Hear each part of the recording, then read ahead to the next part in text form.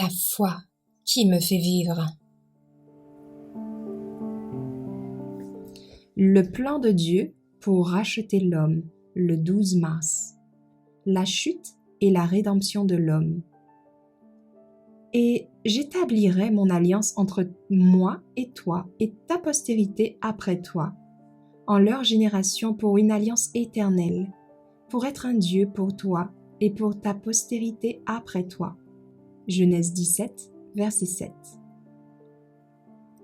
De même que la Bible présente deux lois, l'une immuable et éternelle, l'autre provisoire et temporaire, de même, il y a deux alliances.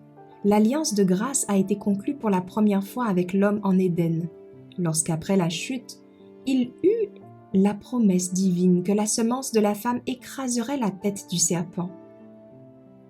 Cette alliance offrait à tous les hommes le pardon et la grâce de Dieu pour une obéissance future par la foi en Christ. Elle leur promettait également la vie éternelle, à condition qu'ils soient fidèles à la loi de Dieu. Les patriarches ont ainsi reçu l'espoir du salut. Cette même alliance a été renouvelée à Abraham dans la promesse. En ta postérité seront bénies toutes les nations de la terre. Genèse 22, verset 18. Cette promesse désignait le Christ. Abraham l'a donc comprise et il a mis sa confiance dans le Christ pour le pardon de ses péchés. C'est cette foi qui lui a été imputée à juste titre. L'alliance avec Abraham maintenait également l'autorité de la loi de Dieu. Le Seigneur apparut à Abraham et dit : « Je suis le Dieu Tout-Puissant.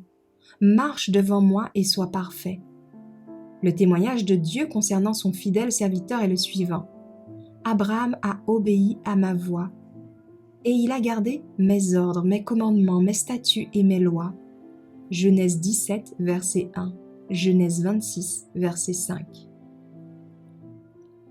L'alliance abrahamique a été ratifiée par le sang du Christ, et on l'appelle la seconde ou la nouvelle alliance, parce que le sang par lequel elle a été scellée a été versé après le sang de la première alliance.